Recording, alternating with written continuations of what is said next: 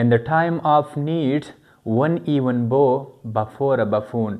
او مطلب دا دی چې د ضرورت په وخت کې به خر ته هم پلار وي، د ضرورت په وخت کې به دومره سنډه ته هم پلار وي. ګرانو کتونکو که چېرته تاسو دا خبره په انګلیش کې کول غواړئ نو بیا د دې سره به ستاسو انګلیش ډېر زیات مزیدار او ډېر زیات ذایقه دار ولګیږي. او بله دا چې تاسو به په خپل انګلیش سره خلک ډېر زیات امپریس کوي، ستاسو د انګلیش نه به خلک ډېر زیات متاثره شي او هغه به ووایي چې اف کورس، یعنی واقع ده چې دا سړی انګلیش ویلی شي. نو ګرانو کتونکو که چېرته تاسو دا خبره په انګلیش کې کول غواړئ چې د ضرورت په وخت کې به خر ته هم پلار وی، نو د دې انګلیش داسې دی in the time of need one even bow before a buffoon، یعنی د ضرورت په وخت کې به خر ته هم پلار وی. in the time of need one even bow before a buffoon، او مطلب یې دا دی چې د ضرورت په وخت کې به خر ته هم پلار وی. خو ګرانو کتونکو یو بله خبره، یو بل متل مونږ په پښتو کې کوو، مونږ وایو د عقلمند دپاره اشاره او د کمعقل لپاره لوړ. یعنی که چېرته تاسو هم دا خبره په انګلیش کې کول غواړئ چې د عقلمند دپاره یو اشاره کافي ده، نو د دې انګلیش داسې دی a gesture is more than enough to the wise، او مطلب یې دا دی چې د عقلمند دپاره یو اشاره هم کافي ده. یعنی یو سړی چې عقلمند وي، هوښیار وي، کمعقل نه وي، نو د هغې دپاره یو اشاره هم کافي ده. د دې انګلیش داسې دی a gesture is more than enough to the wise، یعنی مطلب یې دا دی چې د عقلمند دپاره یو اشاره هم کافي ده.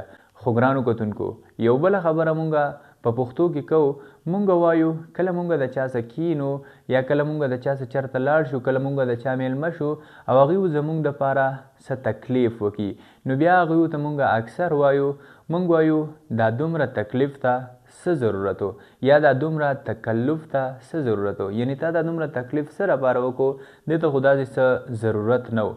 نو ګرانو کتونکو که چېرته تاسو هم دا خبره په انګلیش کې کول غواړئ چې دا دومره تکلیف ته څه ضرورت و، نو د دې انګلیش داسې دی what was the need for this formality، او مطلب یې دا دی چې دومره تکلیف ته څه ضرورت و. what was the need for this formality، یعنی what was the need for this formality مطلب دا دی چې دومره تکلف ته یا دومره تکلیف ته څه ضرورت و.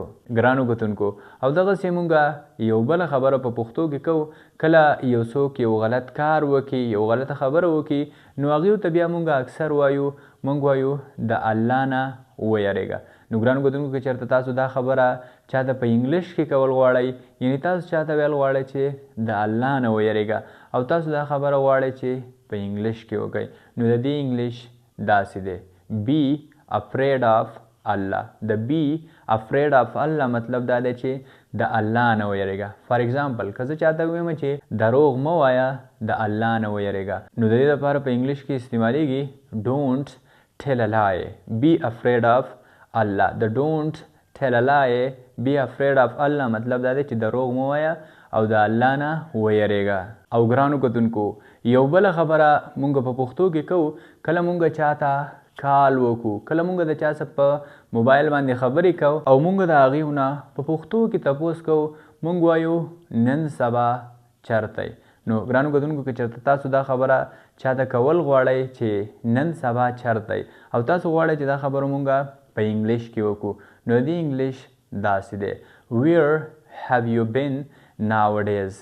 د nowadays مطلب دا دی نن سبا، او د سنټنس مطلب دا دی where have you been nowadays، یعنی نن سبا ته چرته یې. پښتو کې د دې لپاره مونږ استعمالو، مونږ وایو نن سبا په کومه علاقه باندې، نو د دې لپاره په انګلیش کې استعمالیږي where have you been nowadays، یعنی نن سبا په کومه علاقه یې. ګرانو کتونکو یو بله خبره مونږ په پښتو کې کوو، مونږ وایو بس زه در رسېدلو والی یم، کور ته در رسېدلو والی یم، ګراوند ته در رسېدلو والی یم، هسپتال ته در رسېدلو والی یم، یو ځای ته بس در رسېدلو والی یم.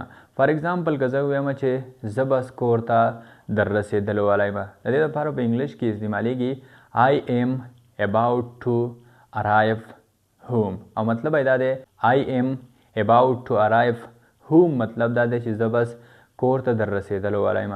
که د هوم په ځای یعنی د کور په ځای پکې تاسو ګراوند یاد کړئ، هسپتال یاد کړئ، سکول، کالج، یونیورسټي یاد کړئ. فار ایگزامپل زه یونیورسټي یاد کړم، زه وایم چې زه بس یونیورسټۍ ته در رسېدلو والی یم. د دې لپاره په انګلیش کې استعمالیږي I am about to arrive to university. I am about to arrive to university مطلب دا دی چې زه بس یونیورسټۍ ته در رسېدلو والی یم.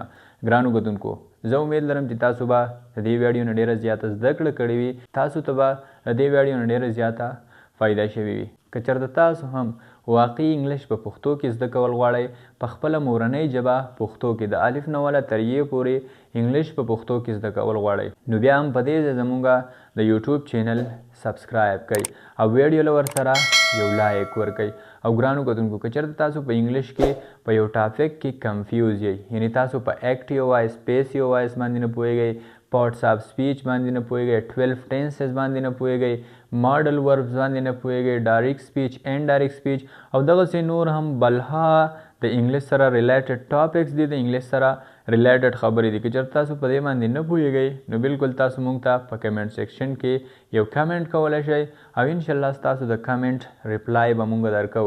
یعنی تاسو په یو ځای باندې نه پوهیږئ نو زموږ نیکسټ ویډیو به ستاسو په فرمایش سره وي. د ویډیو کتلو ډېره مننه. تھینک یو سو مچ. تھینک یو.